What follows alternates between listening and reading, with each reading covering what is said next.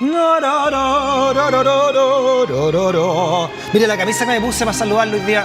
De satín. Camisa setentera. ¿Sí? Satín de tercera clase, pero se ve bien así como... Del Persa Bio Bio. Del Persa Bio Bio, de ahí para adentro. Homenaje de la a Hugh- profundidad del Persa Bio Bio. Su homenaje a Hugh Hefner. Qué lindo que es el Persa Bio Bio. Me carga. Usted no, todavía no se convierte. No, pues no. Ah, No. Le carga el Persa Bio Bio. No, a la mí cantidad de cosas que puede encontrar no, es que ahí. a mí me gustan los viejos de los Muppets, que critican todo. Los que están en el balcón. Esos son mis personajes icónicos. Sí. Ya, comienza entonces así. Ah, padrino. Bienvenido, padrino. Bienvenido. Muchas gracias. Porque Freddy. con esta tensión, con esta música, desde el balcón de los viejos de los Muppets, seríamos los dos los viejos de los Muppets. Por supuesto. Todo mal. El póker político de Mirko Macari. Llavito, elige una carta. Vamos en orden, pues. Ya. A ver. Alguna vez vamos en orden. Sebastián Piñera, mire. Sebastián Toda la Piñera. semana hablamos de Sebastián Piñera. Aguanta. ¿Por qué hablamos ahora? ¿Por qué? Porque ¿Qué hizo? ¿Qué no hizo? ¿Qué le encontraron ahora? Boletas. Un tercer brazo, no importa, facturas, normal. Facturas. ¿A quién? A Sokimich. Cuando parecía una taza de leche en la campaña, ¡pum! Un ¡Pah! misil, todavía no se sabe de quién. ¡Pah! ¿Será de la Fiscalía? Más de 100 millones ¿Será según de Ciro. la oficina de Mahmoud Alewi? ¿Será de su enemigo en el mundo económico-financiero, como por ejemplo José Jurasek? Y ahí ya todas las preguntas... José Chispa Yurasa. Claro, ahí ya todas las preguntas en ese turno, pero aparecen pagos triangulados de Sokimich a la campaña de Piñera, además vinculados a un acto esencialmente republicano, el cambio de mando. Sí, pues cómo es. Y con la empresa de la señora de uno de los funcionarios de Piñera, su jefe de comunicación y producción, producción. que era el tipo que le televisaba todo, Reinaldo Reinaldo Sepúlveda. ¿Cuánto impacto electoral va a tener esto? Piñera? Probablemente muy poco, ya hemos dicho. Si le encuentran una prostituta muerta en la maleta del auto a Piñera, no le va a quitar votos en la derecha.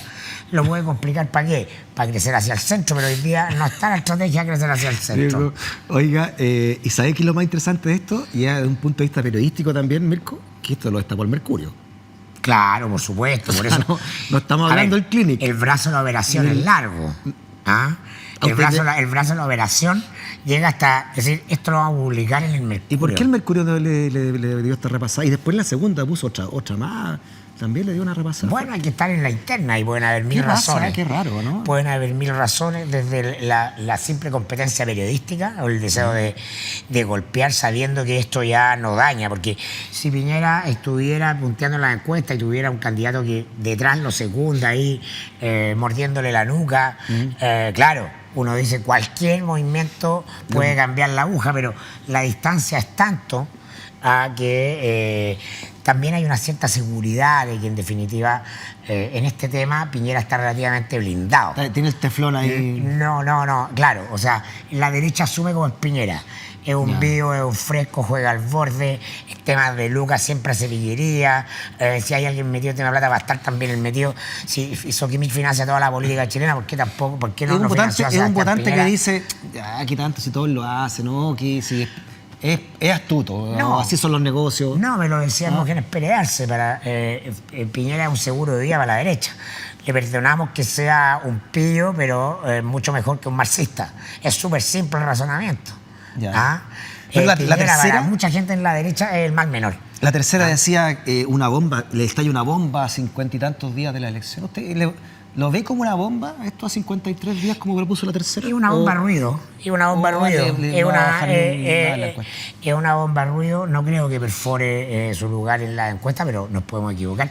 Porque ¿qué es lo que lo perforaría? El hecho de que a partir de esta revelación la Fiscalía tome una ofensiva en el tema tal que dé vuelta a la campaña, que llame a declarar gente, que vaya más allá de un hecho de la noticia de un día. ¿Y lo va a hacer la que Fiscalía? sea un episodio. No hay señales de que eso vaya a ocurrir. Al contrario, esto es noticia porque lo que hemos visto es que la Fiscalía decidió sumergir los casos de platas políticas para no afectar la campaña presidencial. Salvo, por supuesto, a los débiles como Meo. Claro. Donde, claro, ¿cuánto pesa Meo? Fulvio Rossi, claro, a Orpiz. Fulvio Rossi. Necesita algunas cabezas que mostrar y esas son, pero no no se está metiendo con el poder de verdad. La nueva fiscalía mayoría, en estos casos. con Piñera. Claro, ahí hace un ejercicio clásico de equilibrio político. Yeah. Los fiscales no investigan en Marte. Y la Fiscalía Nacional, el fiscal nacional, el jefe de la Fiscalía Nacional, tiene claro que su puesto depende del Senado, que hay equilibrios políticos en torno a la actividad que ellos realizan. Eso es como si fuera una película El Padrino, esta cuestión. Es una película El Padrino, porque por eso nos gusta El Padrino. Por eso nos refleja cómo funciona. Que la cortina de este programa El Padrino. Ya vámonos con la segunda carta del póker político del Padrino, Mirko Macari. Mire, Mario Vargas. Mario Vargas Llosa. Oye, qué buena la frase que se mandó Mario Vargas Llosa. La derecha cavernaria. Claro, lo invitan a un seminario que organiza... Lo invita a la derecha y les dice en su cara derecha cavernaria. Lo invita a la derecha económica, lo invita a una de estas, ¿cómo se llama? Corredoras de inversión.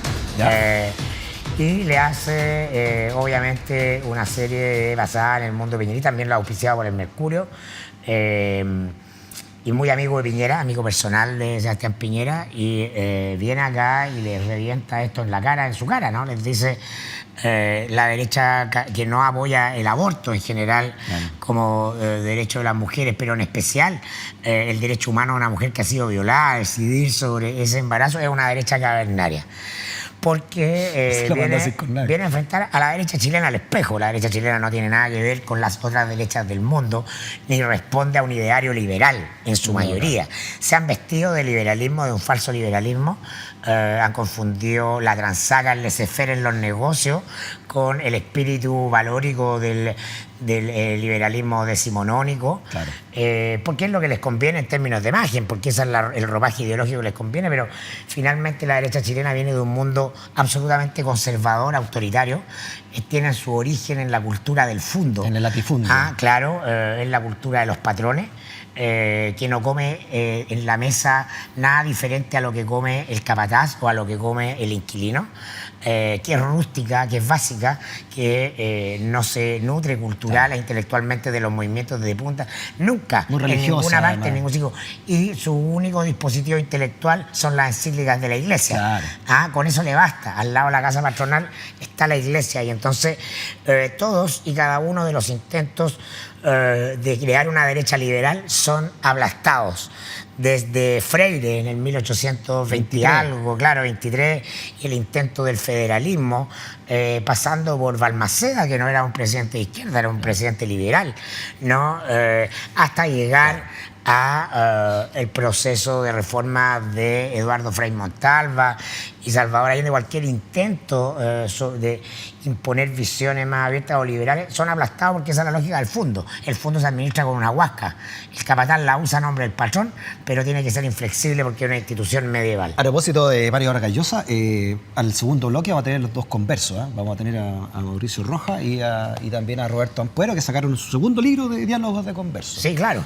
¿No? Cuyo gran converso madre es Mario Vargas Llosa. Emblemático, que sí. Era un hombre de izquierda y ahora pasó a la derecha. No, y muy bien, porque Vargas Llosa lo que hace es transformarse en un ícono de lo que es la globalización neoliberal, desde que se ocurre a partir del consenso de Washington a comienzos de los 90 y permite a ese proceso vestirse con algo que escasea mucho en el mundo de hoy, que son los intelectuales públicos. Y Vargas Llosa representa, le da brillo, le da esplendor a cierta idea y él, por vivir en el mundo desarrollado en Europa, tiene que al menos ser coherente. Entonces yo le doy a leer a mis alumnos los libros de columnas de Mario Vargas Llosa porque es muy prístino, es muy coherente para buscar el liberalismo en lo económico, en lo político, en lo valórico, en lo moral, partidario de la liberalización de la frontera, de cómo se llama, de la inmigración abierta. Es muy defensor de los inmigrantes como fenómeno económico y social, pero viene acá al tercer mundo y se encuentra con el fondo. Entonces le dicen en la cara que el aborto es cavernario. Claro. La posición de la derecha sobre el aborto es cavernaria, pero Vargas Llosa no entiende lo que es la derecha chilena sin lugar a dudas. Sí, además quiso ser presidente de su país también y un gran liberal de derecha. Pero por sobre todas las cosas es un tremendo novelista y un gran relator. Les recomiendo La historia del chivo. Lo leí, ¿no? Tremendo libro sobre la dictadura de Trujillo. Ya, vámonos con tercera carta de este póker político de Don Mirko Macari en este jueves. Vámonos. Abrimos ¿Por qué trajo al presidente del PS acá, Álvaro Elizalde? Oiga, no. Todos lo critican hasta los mismos partidos. No Osvaldo está. Andrade se lo repasó también de nuevo. No están las portadas de los diarios, no es noticia de primera línea, pero se viene produciendo un fenómeno no da ahí entrevistas de... tampoco, está No, sumergido. No ha se venido para viene acá. dando este fenómeno de el desorden en la bolsa de gato, el PS, ¿no?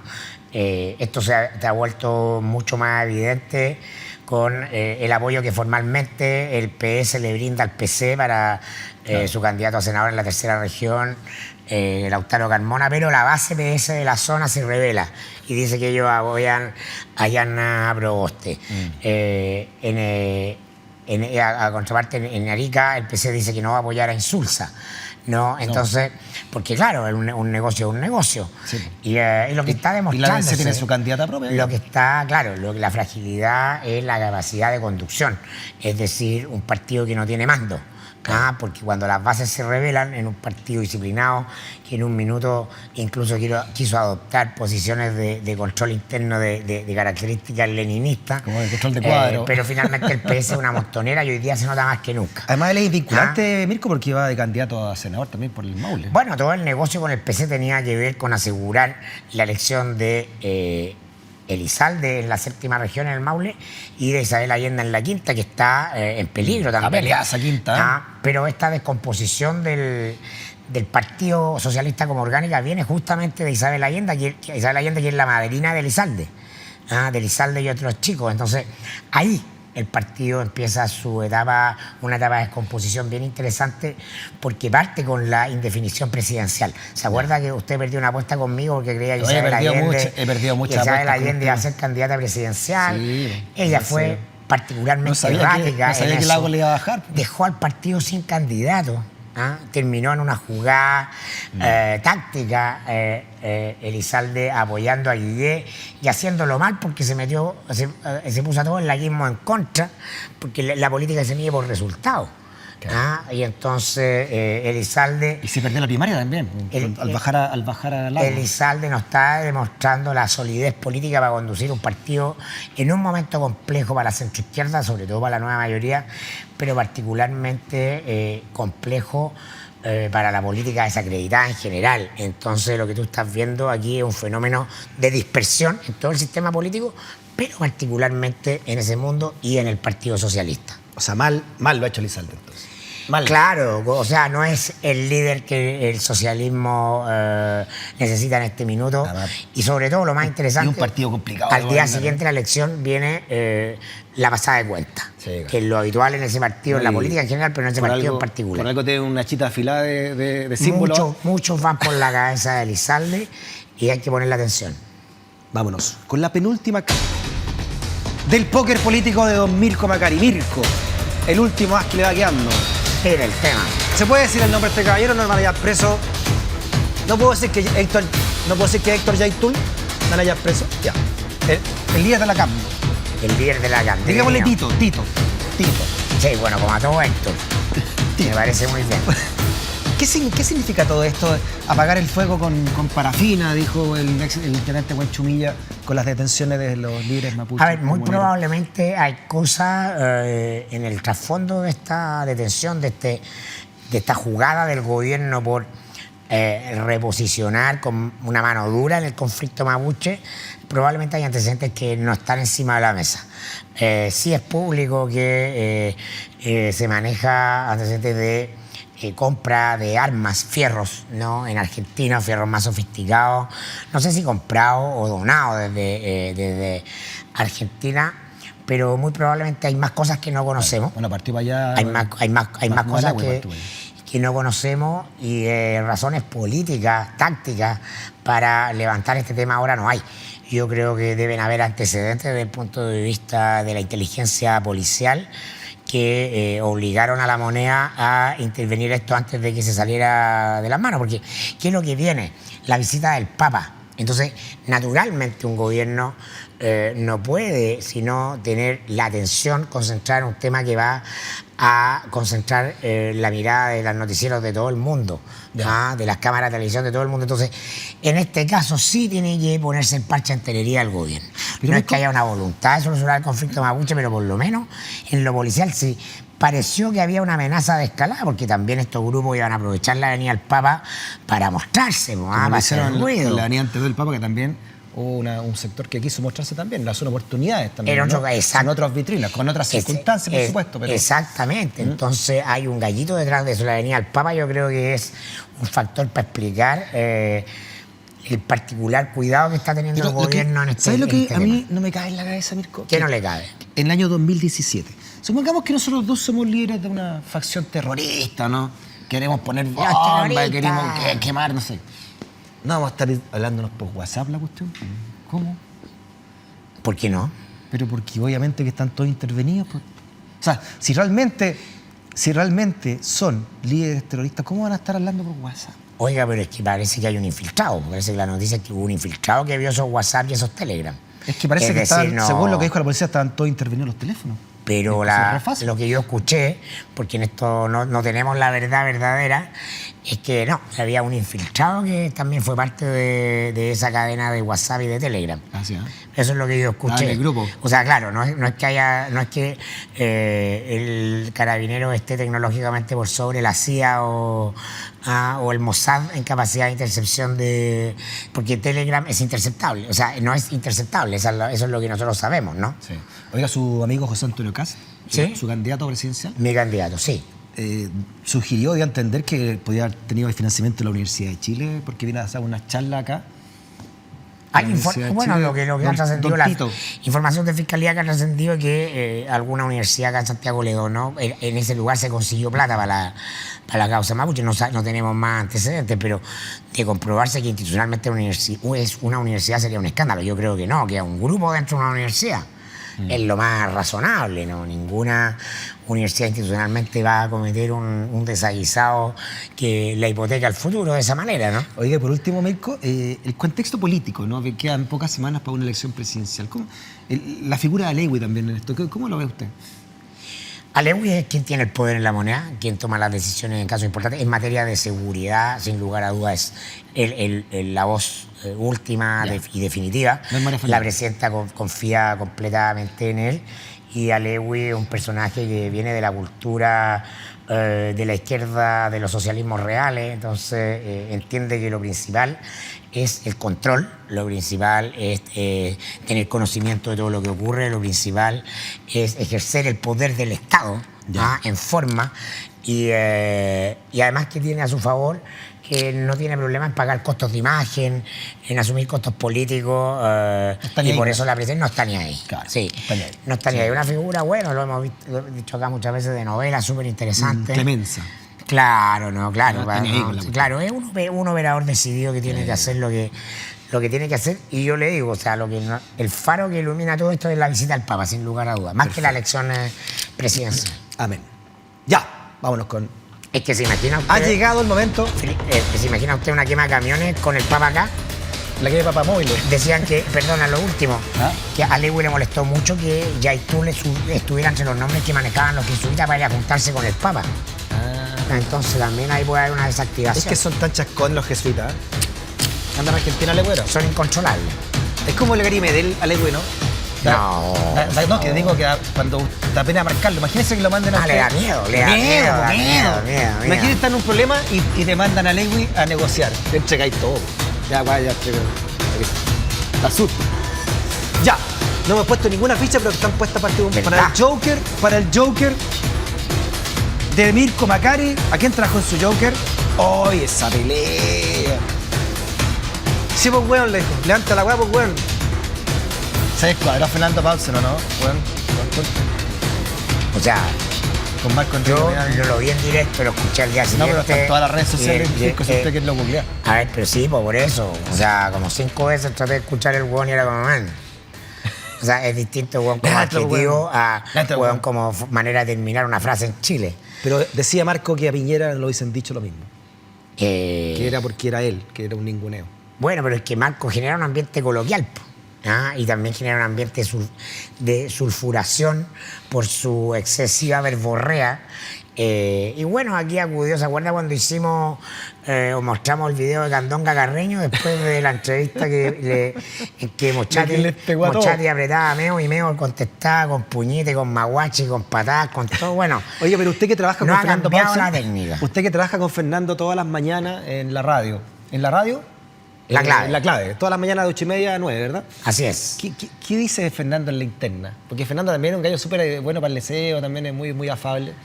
¿Está arrepentido? ¿Se le salió el huevo? No, pero se refirió al día siguiente, hizo una editorial y dijo que jamás había querido ofender a nadie porque no es su estilo, No, nunca claro, lo no, hace. sin duda. Y que se le salió el chilenismo al final nomás porque se sintió tan cómodo, coloquial. Claro, muy cercano. Pero claro, pero Marco es como esos delanteros expertos en piscinazos. Es decir, a la uruguaya. Como el Murci Rojo. Claro, lo rozáis y se tira al suelo a pedir penal de inmediato, porque esa es la estrategia que tiene. Al día siguiente fue portada de Lul. Éxito para Marco. Marco está saltando más arriba de la ventana, tiene que elevar el tono, tiene que exasperar, tiene que irritar porque no tiene otra herramienta. Ahora, ¿eso le va a redituar? No, pero esa es la estrategia que tiene. Yo creo que es equivocada. La mejor estrategia era guardar silencio. Hay que saber guardar silencio, pero Marco es un incontinente verbal. No puede estar fuera del escenario, no se puede perder la presidencial. Y bueno, la estrategia que eligió es la de la exasperación. ¿Usted no siente que Marco Enrique Minami ha madurado políticamente desde el 2009 en adelante? O sea, lo que estoy viendo, la madurez política es saber leer los tiempos. Es tener una suerte de correlación entre lo que pasa afuera y lo que pasa adentro mío. Y es evidente que lo que pasa afuera no tiene correlato con el volcán en erupción, la cantidad de emociones que lo desbordan, la cantidad de rabia, resentimiento, de molestia, por situaciones evidentemente injustas, pero que emanan ¿de dónde? De sus propios errores, porque alega que la fiscalía no lo trata igual a él que a Piñera. Es cierto, po. Claro. Es cierto, pero es porque él no pesa lo mismo que Piñera. Y un político tiene que saber cuánto pesa, y si pesa poco, tiene que saber cómo aumentar su peso político para que te teman. Es decir, yo mandaría a Marco unas semanitas de vacaciones a ver El Padrino varias veces. 1 y 2. 1 y 2 y 3. La 3 muy No, 1, 2 y 3. ¿A usted le gusta la 3 también? House of Cards. Tiene que entender que tiene que construir un poder en el tiempo que él no muy tiene. Bien. Vamos a ponerle fecha porque el problema de su aventura un momento televisivo. Es personal. En rigor no tiene un partido que lo respalde, no tiene una cadena de medios que lo respalde, no tiene grupos económicos que lo respalde. Está solo. Está más solo que un náufrago. Entonces sabe mucho de tele, sabe mucho de comunicación, pero para ser presidente eso no basta. ¿Sabe quién estaba siempre bien acompañado? Y le tengo un regalo para el final de la sección. Hugh Hefner. Uf, mire. Siempre. Las grandes portadas de Playboy de Hugh Hefner. Qué elegancia. Marilyn Monroe, mira ahí. Qué interesante. Todo lo que hizo. Mire, Los Simpsons. La del desnudo a March. Qué buena que es. Mire, una portada negra, cuando también derribó las barreras raciales con esta chica afroamericana. De tomo y lomo. Completamente liberal. Sharon Stone. Piernas. Qué preciosa Sharon Stone. Qué buena. ¿Cómo? Qué elegancia, qué buen gusto. ¿Podemos despedirnos con un aplauso para Hugh Hefner? Un aplauso por todo lo que significó. Que nuestras manos esta vez aplaudan con Hugh Hefner. De aquí a la eternidad. De aquí a la eternidad. Ya. Vámonos con la música, con la característica, siguiendo el ritual laico de este programa y de esta sección. Padrino. Laico pero sagrado. Muy sagrado. Porque en la familia hay cosas que son sagradas. Padrino. Nos vemos, Freddy. Muchas gracias por su sección. Ya lo sabe, cuídese. Pero cuídese bien. Nos vemos.